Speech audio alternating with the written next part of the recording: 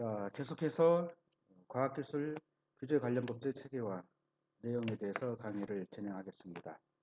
우리는 앞에서 규제의 필요성과 규제의 근거에 대해서 공부를 했습니다. 그러면 이제 다음으로 본격적으로 과학기술 행정 규제의 개념과 범위에 대해서 살펴보도록 하겠습니다. 그러면 이제 과학기술 행정 규제를 어떻게 개념 정의할 것인가 이렇게 이제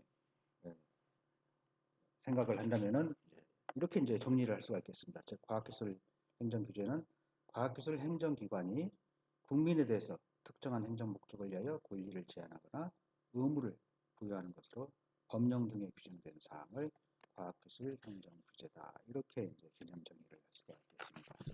이러한 과학기술 행정규제는 그럼 어떻게 과학기술 행정규제를 판단할 것이냐, 즉 과학기술 행정의 주체, 객체, 내용, 형식에 모두 해당할 때 과학기술 행정 규제로 판단할 수가 있겠습니다.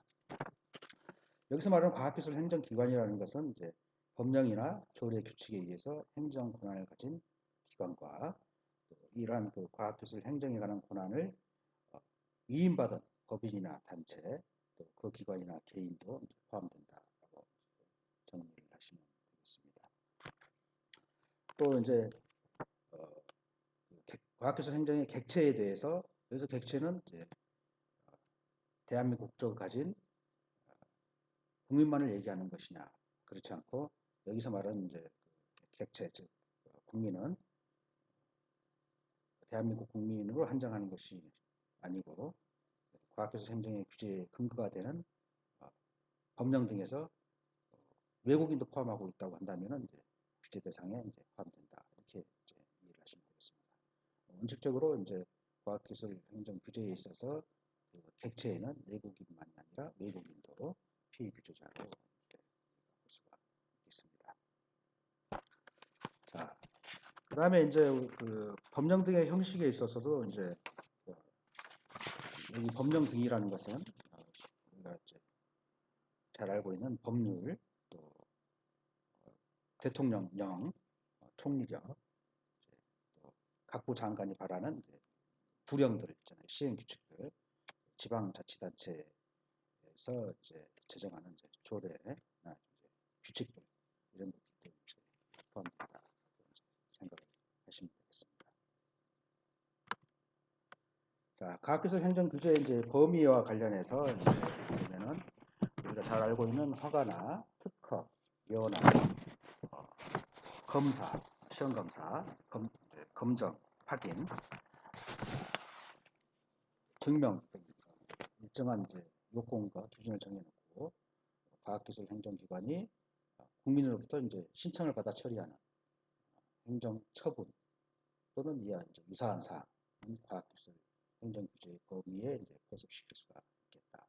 또 허가를 취소하거나 또 시정명령하고 또 조사를 하고 과태료나 이제 과징을 부과하는 등 행정 업무의 이행을 확보하기 위해서 과학기술 행정기관이 행하는 이른바 행정처분 또는 감독에 관한 사항도 과학기술 행정규제의 범위에 포함시킬 수가 있습니다. 또 고용 의무, 신고 의무, 공급 의무 이런 금지 의무 같은 것들, 또 기타 영업 등과 관련하여 일정한 자기 의무 또는 부자기 의무를 부과하는 사항도 과학기술 행정규제의 범위에 포함이 됩니다. 기타 국민의 권리를 제한하거나 의무를 부과하는 행정행위에 관한 사항도 과학기술 행정규제의 범위에 들어간다. 이렇게 이제 보시면 되겠습니다.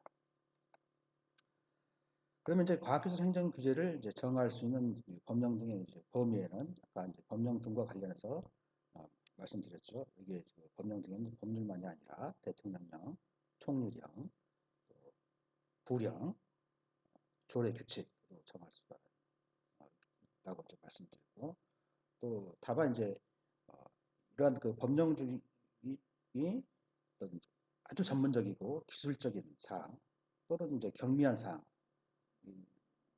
때문에 이제 성질상 이임이 불가피한 사항은 구체적으로 법률을 정해서 이임을 할 수가 있고 특히 이임한 경우에는 이제 고시 등으로 이제 정할 수가 있겠다. 되겠습니다. 이것은 이제 법률적으로 그렇게 규정해 놓고 있고 원칙적으로 이제 고시 등에는 이제 규제를 정할 수는 없지만은 법령이나 조례에서 이임이 있는 경우에는 예외적으로 정할 수가 있습니다. 그러나 이러한 경우에도 말씀드린 바와 같이 전문적, 기술적으로 경미한 사항에 한해서만 이제 정할 수 있습니다.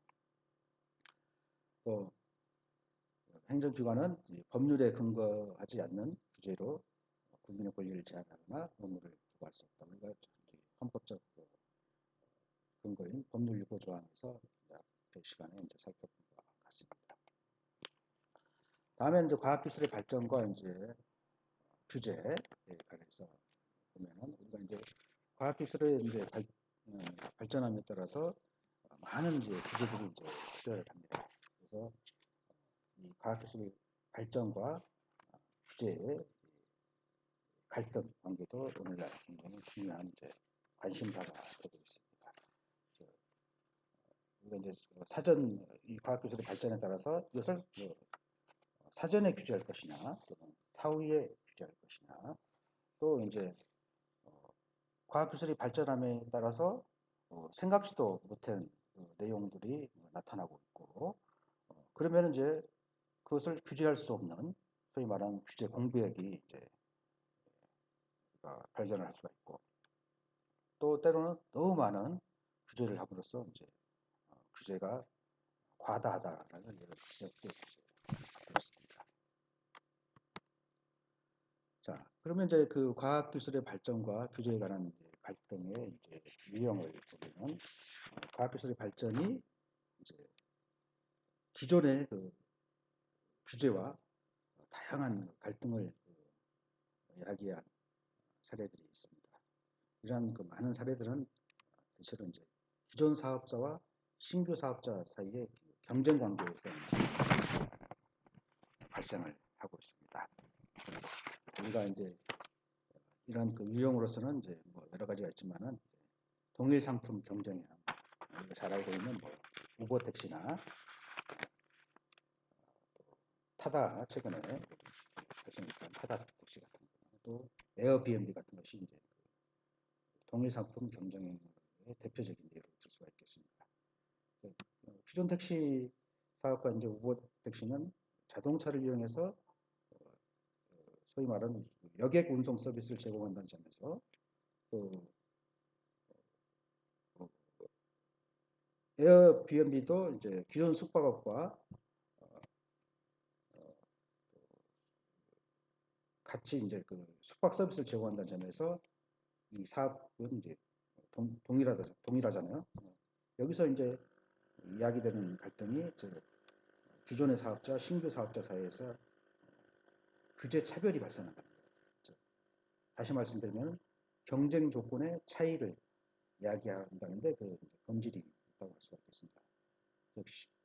새로운 사업자는 새로운 기술로 소비자들에게 새로운 편의성을 제공하고 있다는 점에서 새로운 사업의 필요성, 즉 새로운 사업을 허용해달라고 얘기를 하는 것이고, 기존 사업자는 이런 새로운 사업자들이 동일한 서비스를 제공하면서 동네의 규제를 회피한다는 점을 이제 지적을 하고 있습니다. 이러한 그 갈등들을 어떻게 해소할 것이냐 하는 것이 이제 중요한 과제로 이제 등장하고 있습니다. 그러나 우리는 생각을 해본다면 기본 원칙은 해당 경쟁 사업자 상호 간의 이익 조정이라는 관점에서만 접근해서는 안 된다는 것입니다. 즉 시장 경쟁의 촉진과 소비자의 효용기화라는 정책적인 목표가 핵심적인 요소로 고려될 필요가 있다. 즉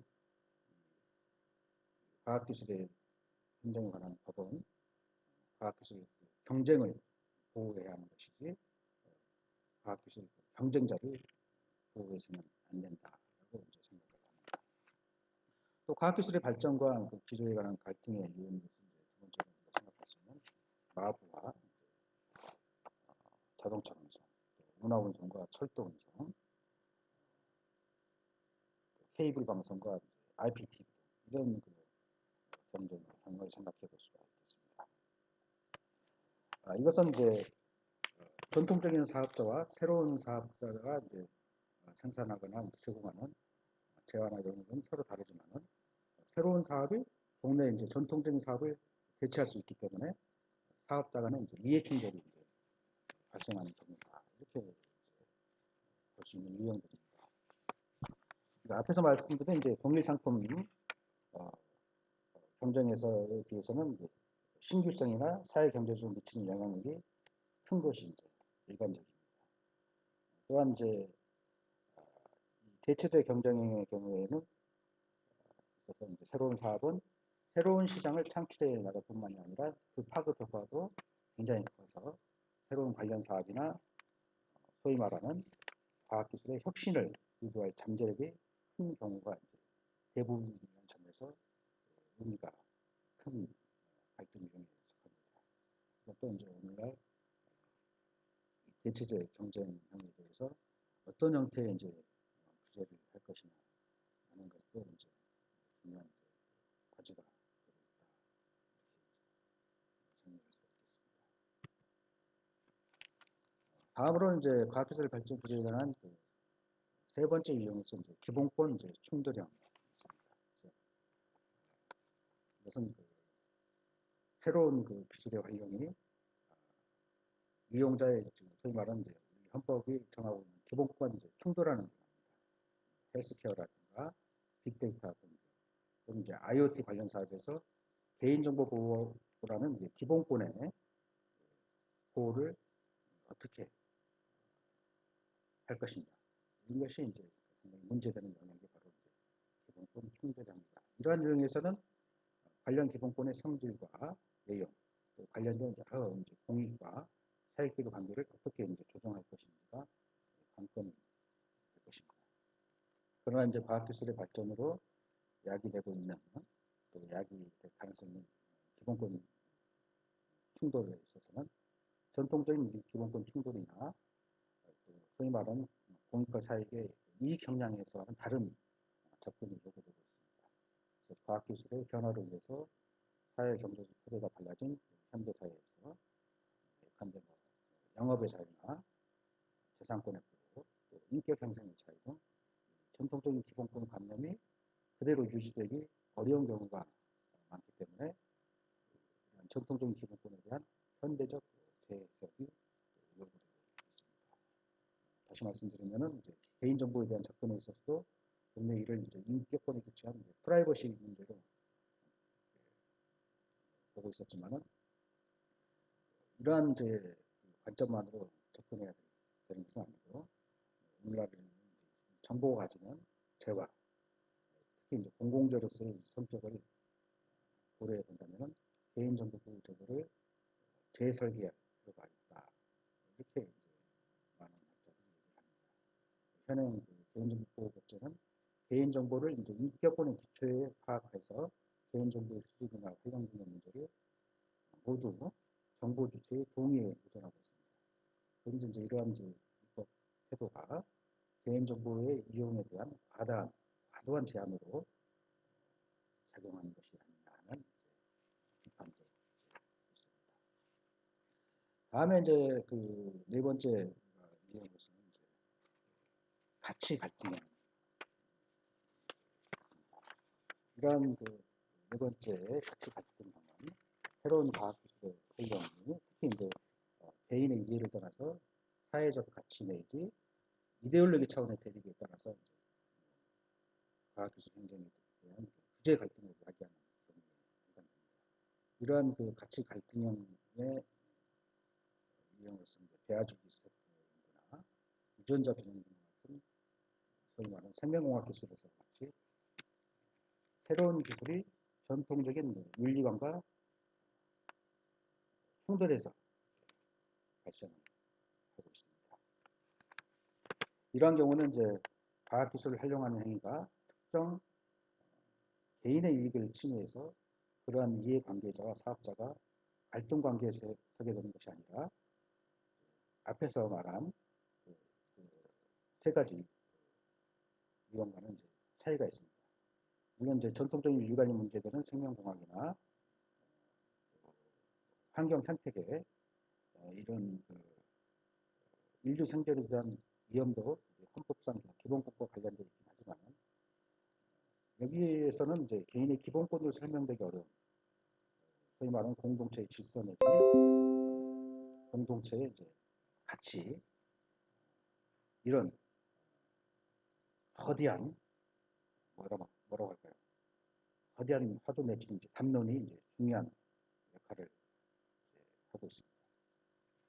다시 말씀드리면 앞에서 얘기한 세 가지 유형들은 새로운 가치관이 형성되는 국면에서 하게 되는 문제라고 볼 수 있기 때문에 실체적 권리관계의 조정이 아니라 새로운 사회적 합의에 이르는 어떤 절차와 과정을 어떻게 이제 형성할 것인지가 중요한 문제가 된다 이렇게 보시면 되겠습니다.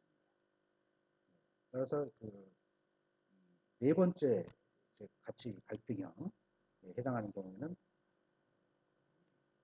거대한 담론이기 때문에 사회적 합의를 이루어 나가기 위한 뭐라고 할까요? 소통의 절차, 또 소통의 과정 이것을 어떻게 이제 여하에 투명하게 만들고 이해관계자의 의견을 실질적으로 수렴하고 어떻게 이제 다양한 사회 구성을 설득할 것인가 이것이 중요한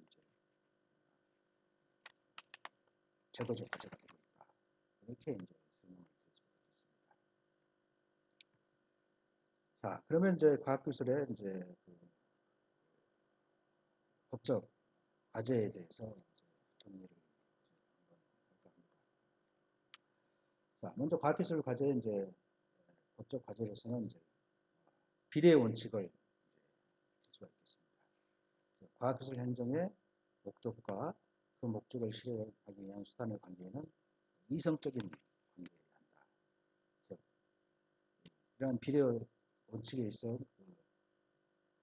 있어서 판단은 여러 이제 관련된 이익, 즉 공익과 사익, 때로는 공익과 공익, 때로는 사익과 사익, 이런 다양한 이익과 가치들을 이제 고려해야 하고, 또 특히 이제 새로운 기술을 허용함에 있어서는 건강이나 안전, 환경 등 여러 요소들을 고려할 필요가 있겠습니다.